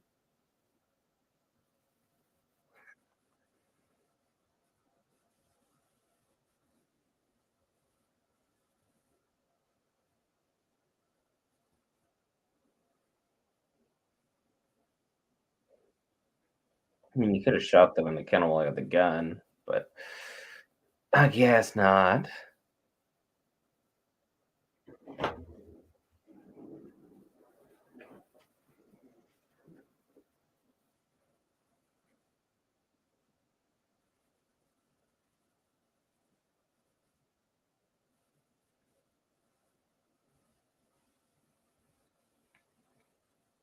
What? Oh.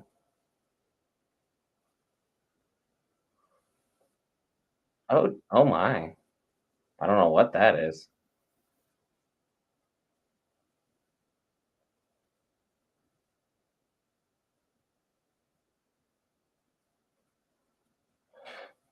Take that distraction any day of the week. Your enemies versus your enemies is still a win for you.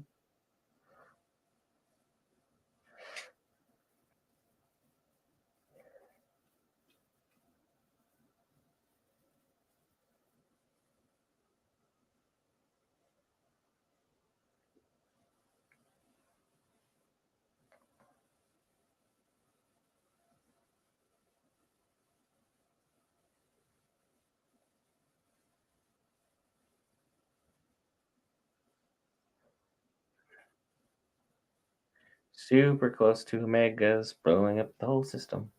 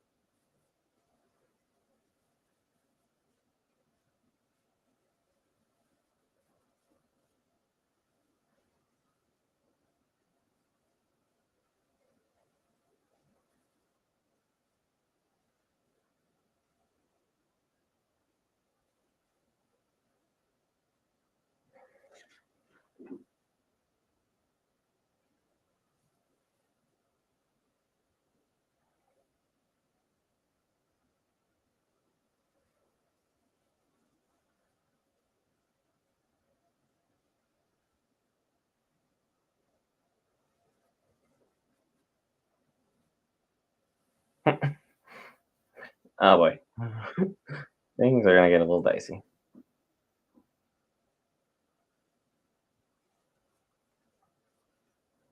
Bye. He broke his neck.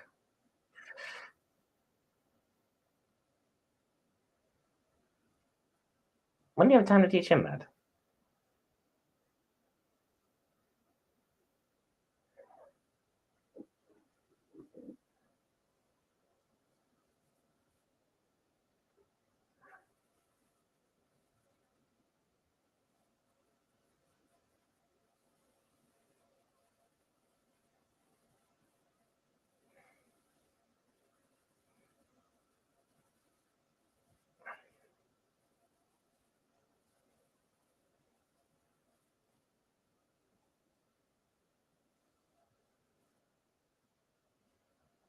Oh, yep. Right in the back.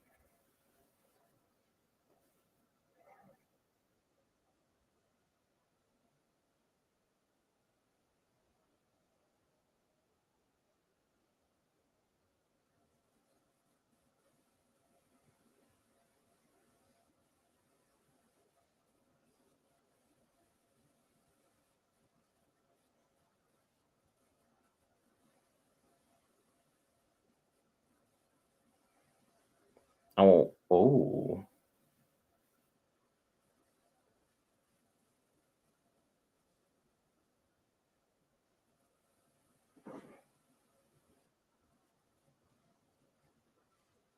I just want to check something real quick. Who was the voice of Palpatine? Do we have our boy back battle?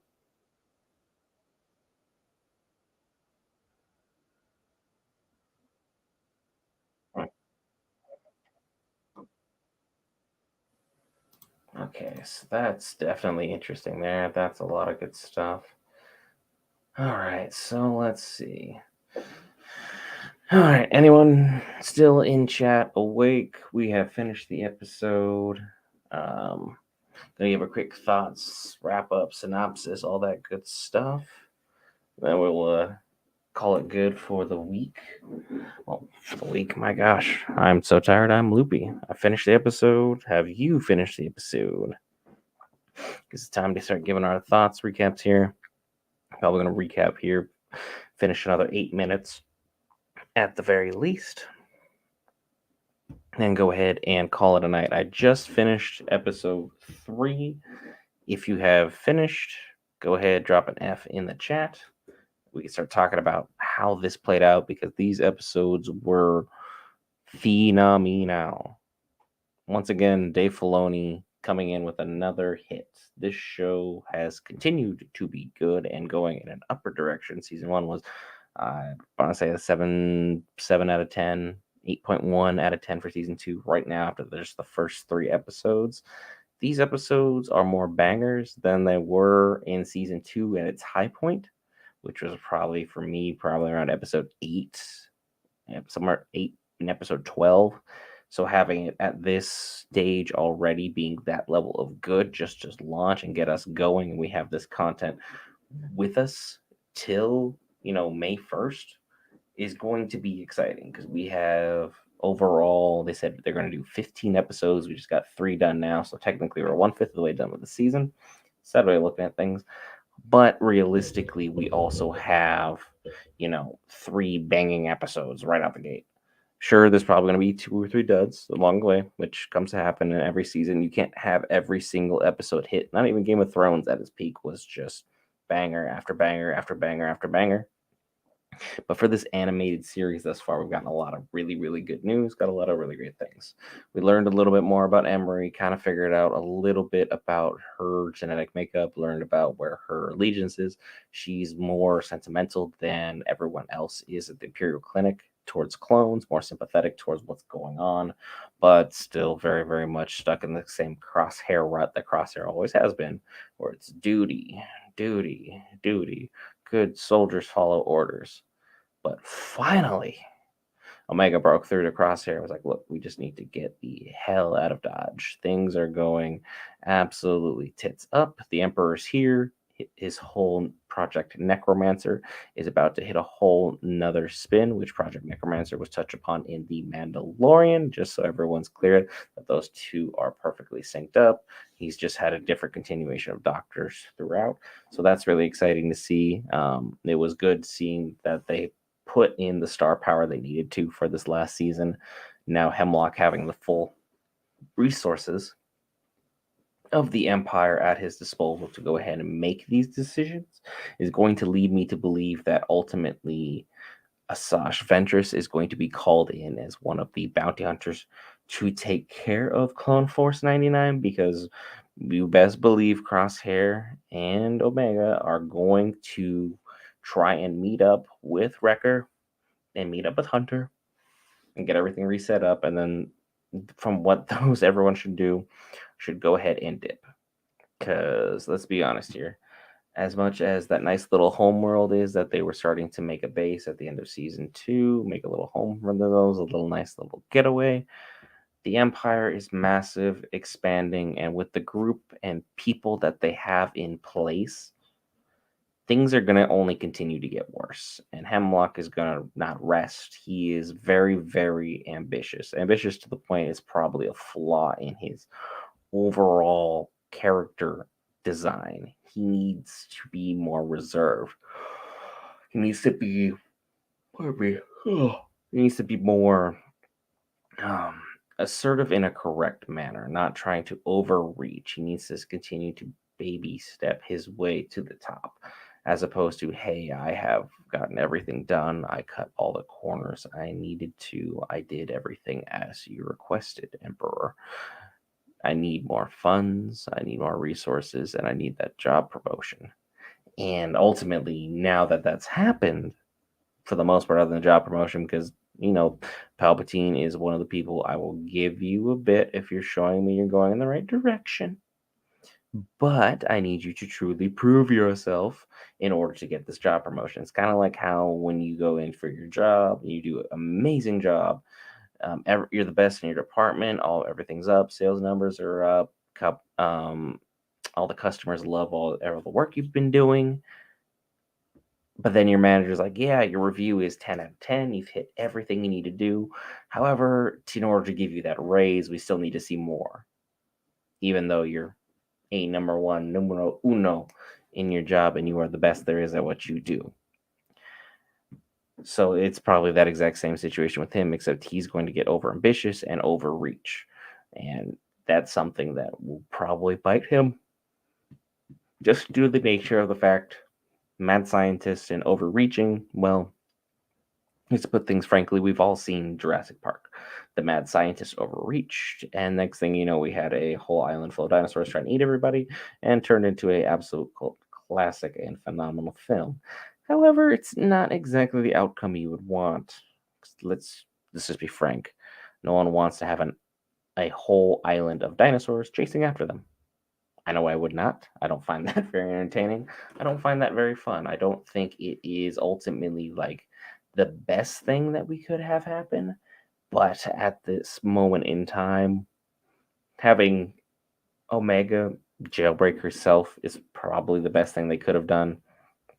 It doesn't make the Empire look weak by having two rogue clones and then probably Echo, Rex, and then a small, probably maybe platoon of two or three more expendable clones join in to, essentially kickstart that moment in time where they go after the Empire.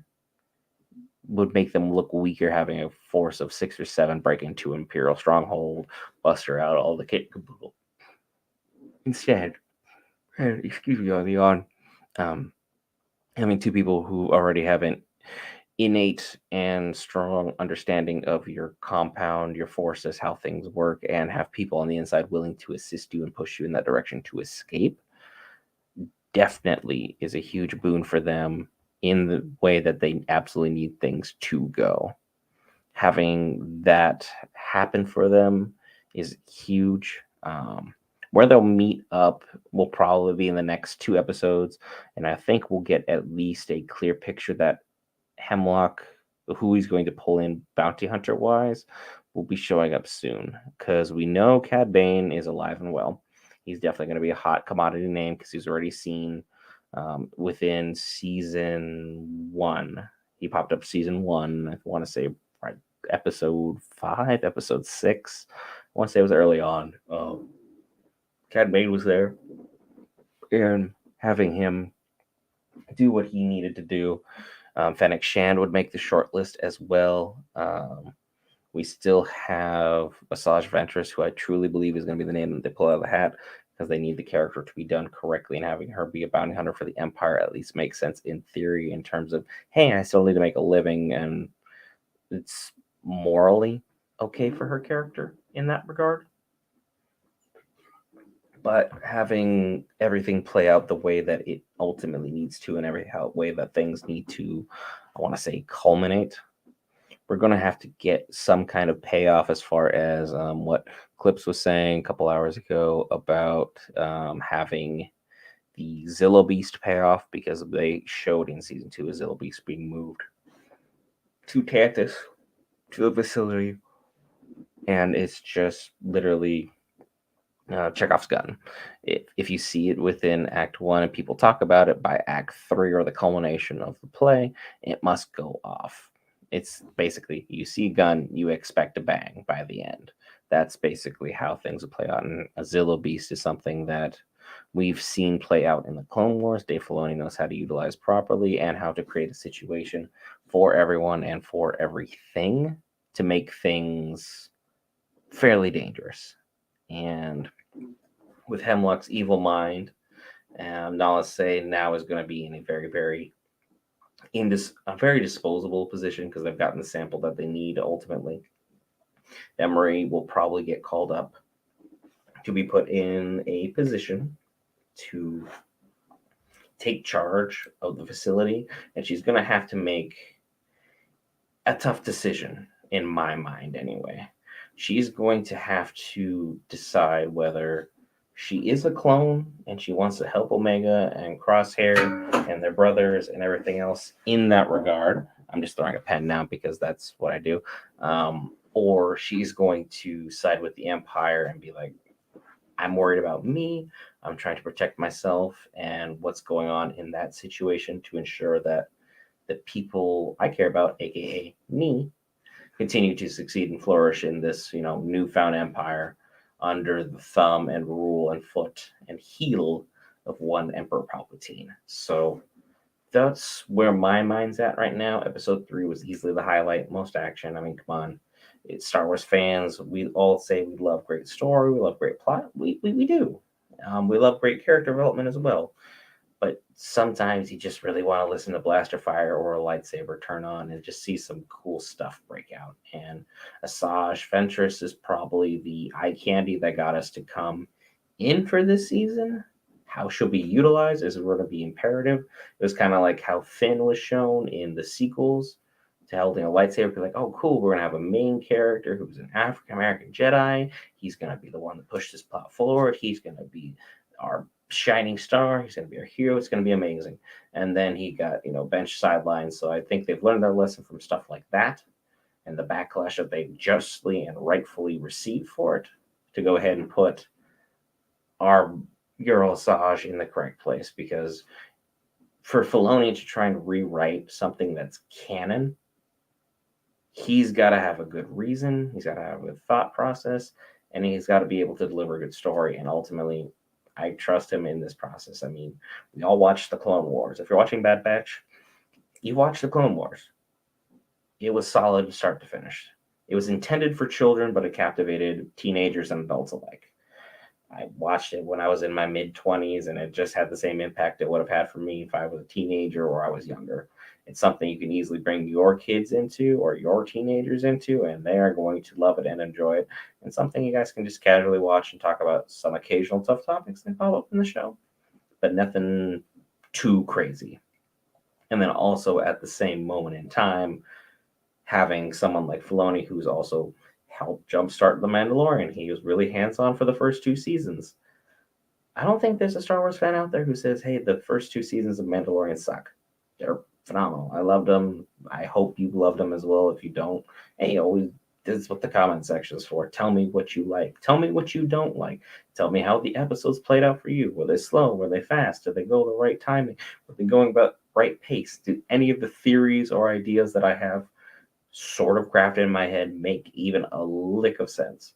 Because I mean, I've spent most of the chat talking with clips because I think the only one who's sounded off, and then it's just been me talking to me, which I've done for 2 hours now, and I'd be more than happy to continue to do so. But as we've had things ongoing, we've had some speculation, we've had some theory crafting. Filoni, who helped with The Mandalorian, and Filoni, who helped deliver Ahsoka, which was, I think, a phenomenal show. There was probably maybe 1 or 2 inaccuracies, in my personal opinion, what I would have not liked to have happen in Ahsoka. But at the same time, beggars can't be choosers. Nothing is ever really a perfect 10 out of 10 product. It's like Star Wars: Revenge of the Sith, the best movie of the prequels by far. The romance in that film and the writing for said romance were probably some of the worst things that have been put out in cinematic history, and that includes the dreadful Madam Web that we have a full review on our YouTube channel, which, by the way, if you haven't seen it, don't see it. It'll probably be a drinking game, much like Morbius has been turned into, because somehow the guy who wrote that got hired on to do another film. You think if you see garbage once, he wouldn't be like, you know what, I'm going to double down and stick with more trash. But hey, some people have types. Some people really like that sort of thing. Hey, more power to them. Let them do their thing. I'm not necessarily judging, but you got to be a special kind of individual to be into that sort of stuff. And for me, it's just not my bag. If I'm gonna go to the theater, probably the next time I'll be at theater, depending if I like my watch of Dune, because I gotta watch Dune Part 1 over again, because Dune Part 2 drops in like a little over a week. We're gonna have that covered on here on the YouTube channel as well.